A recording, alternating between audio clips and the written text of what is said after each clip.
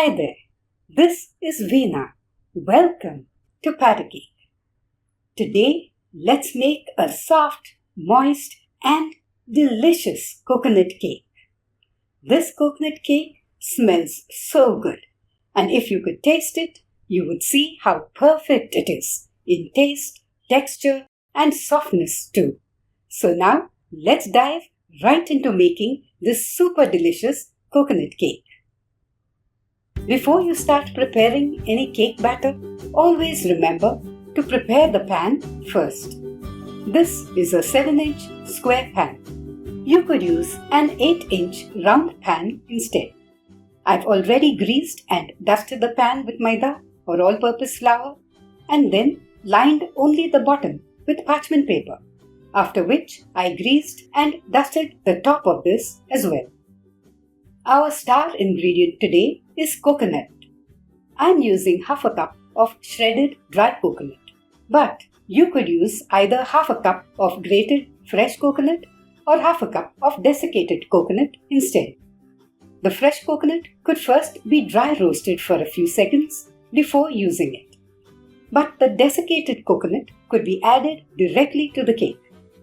The shredded dried coconut has long shreds or flakes like this.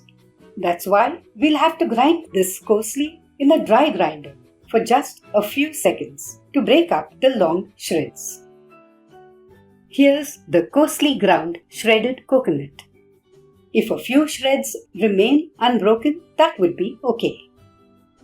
Next, let's sift 135 grams, that's 1 cup, plus 1 tablespoon of maida, along with 1¼ teaspoons of baking powder. We'll also add some baking soda, but a little later, just to try something different. However, you could also add the baking soda now, along with the baking powder. In another bowl, let's whisk 70 grams or 5 tablespoons of soft salted butter, along with 5 tablespoons of oil.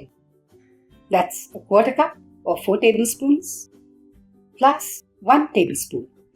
The oil will help keep the cake moist for a longer time. Let's whisk this and then add in 195 grams, that's 1 cup minus 1 tablespoon of granulated sugar. I've ground it coarsely. Remember to measure the granulated sugar before grinding it. You could also directly add around 195 to 200 grams of fine castor sugar instead. We'll whisk the butter, oil and sugar well for around 3 to 4 minutes. After that, we'll add in 3/4 cup of yogurt and whisk everything again till we have a smooth batter. Now let's add in 3 eggs and 1 teaspoon of vanilla extract and whisk the batter for around 3 minutes.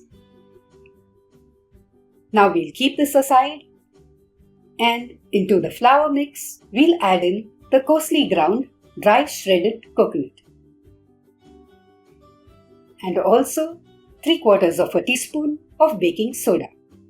I wanted to add the baking soda even later, after coloring the batter, but I've decided to add it right now to keep the recipe simple. Let's mix this well and then stir this dry mixture into the liquid ingredients in 2 parts. Don't whisk the batter vigorously or overmix it. Just mix it till it's free from lumps. Now we'll switch to a spatula and mix everything lightly. And then check the consistency of the batter. It should have a soft dropping consistency. It shouldn't be too thin and runny or have a thick dropping consistency. The batter should be like this, with a soft dropping consistency. But just in case you feel the batter is too thick or too dry, then mix in 1 or 2 tablespoons of milk to adjust the consistency. But we are not done with the batter as yet. We have to still color it and arrange it in spoonfuls in the pan. Now we'll divide the batter into 3 more or less equal parts. Like this. And then add a few drops of a different color to each part. To the first part, we'll add some yellow color. Let's mix the batter so that it has a uniform yellow color. To the second part, we'll add some green color. And to the third, some pink color. You could also use just one color for the entire batter, or use just 2 colors and make a 2-layered cake. Now to form a random multicolored pattern, we'll add a tablespoon or so of each colored batter, turn by turn, into the baking pan. We are not trying to create a specific pattern here, but aiming for just a random marbled pattern. Once you've used up all the batter, tap the pan on the work surface a few times to get rid of any air bubbles or air pockets between the spoonfuls of batter, and also to level the top.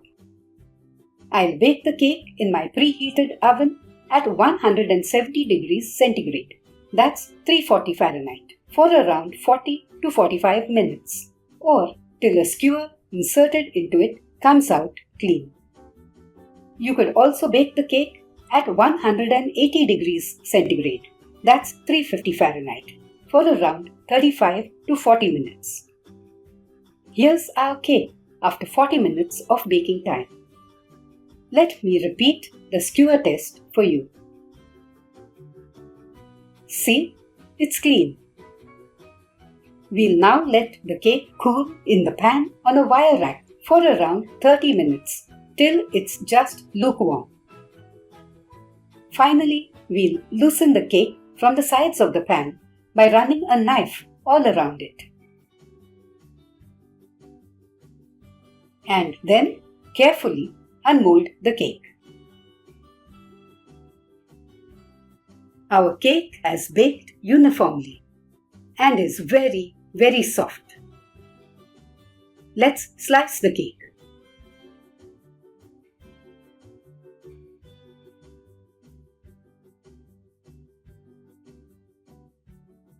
And let me show you how soft it is.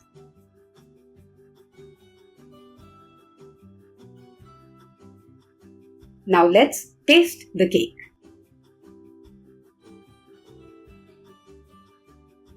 Like I had said, I wish I could let you taste the cake too, so you could check how perfect it is. It has the right ingredient proportions, the right texture and softness, and also tastes awesome. I urge you to make this cake at home. It's so easy to get it right.